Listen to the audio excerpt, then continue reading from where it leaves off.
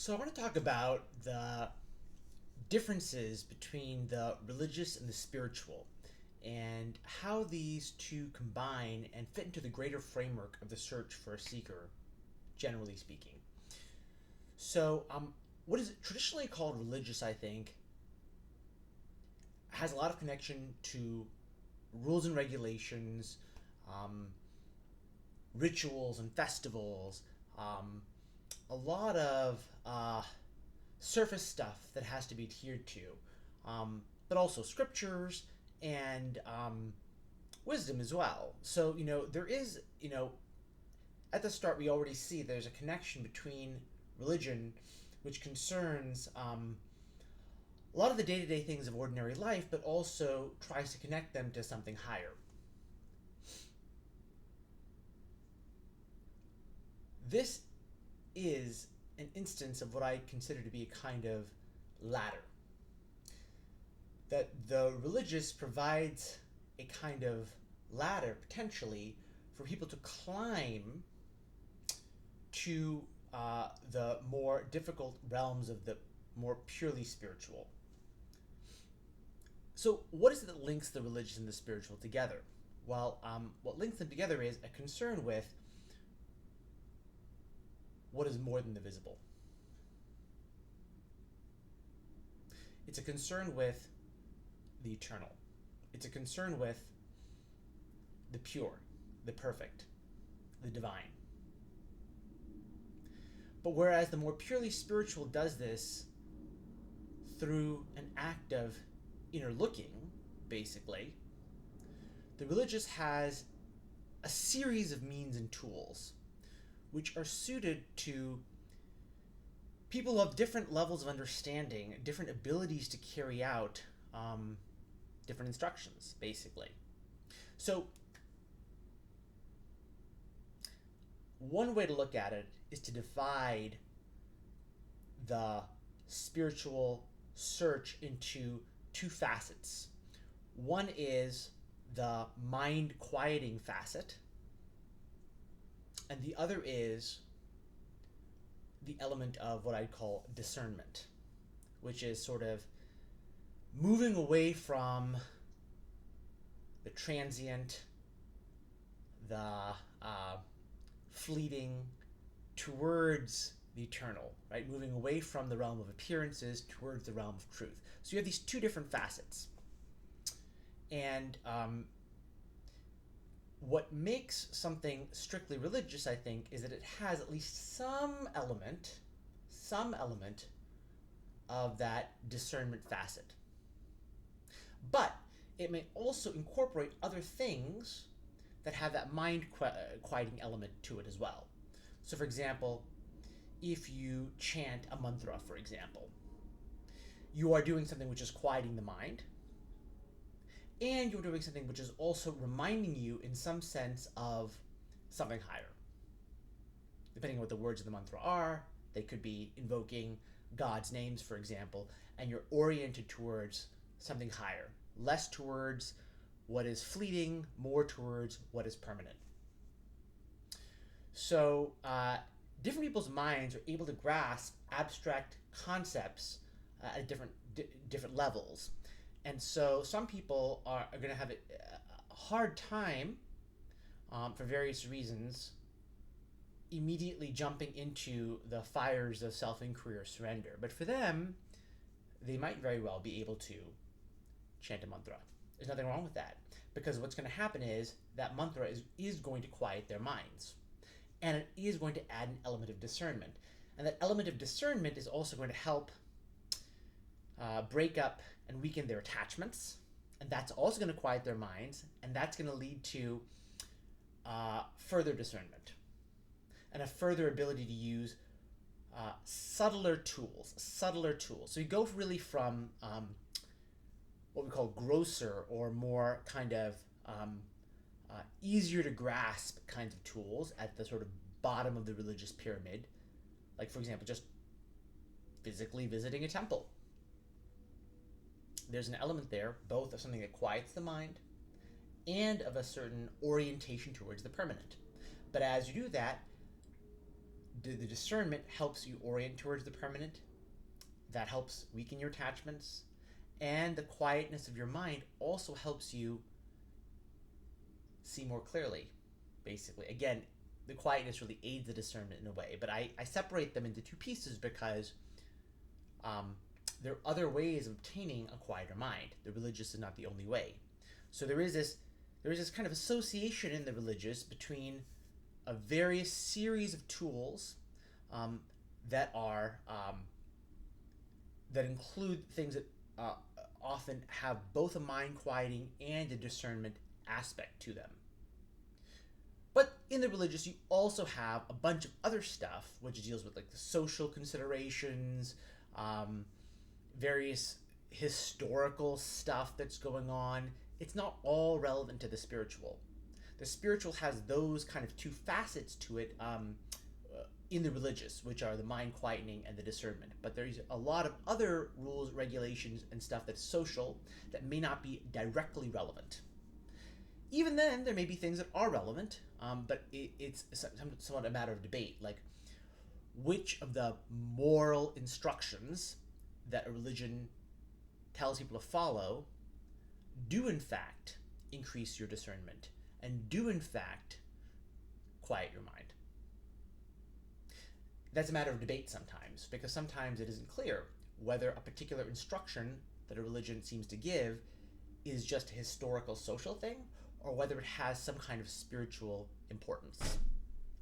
But what I want to say is that at its core, the religious rules and regulations, the various practices that are religious, have these two elements, which are discernment and mind quietening, and they lead up to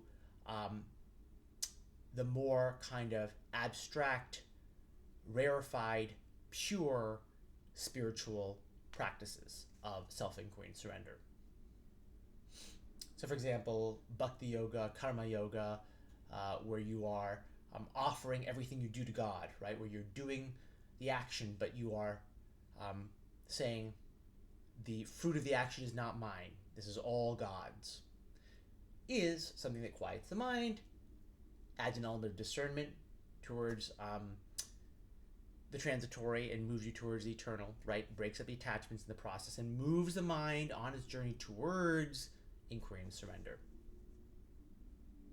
So there is a continuum between the religious and the spiritual on these two facets, but there's other stuff in this religious that's also social that may not be directly relevant to the spiritual. It depends on what exactly you're looking at.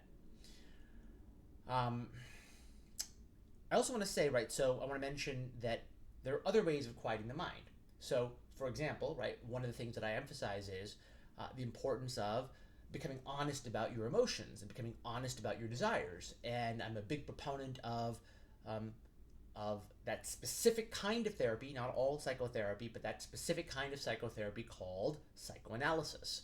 And one of the reasons is because it helps people become more honest about what they're feeling and what they want, and go through the sort of complexities of their personal upbringing and childhood and past, and figure out what are the elements that are imposed on me and what is it that I actually want.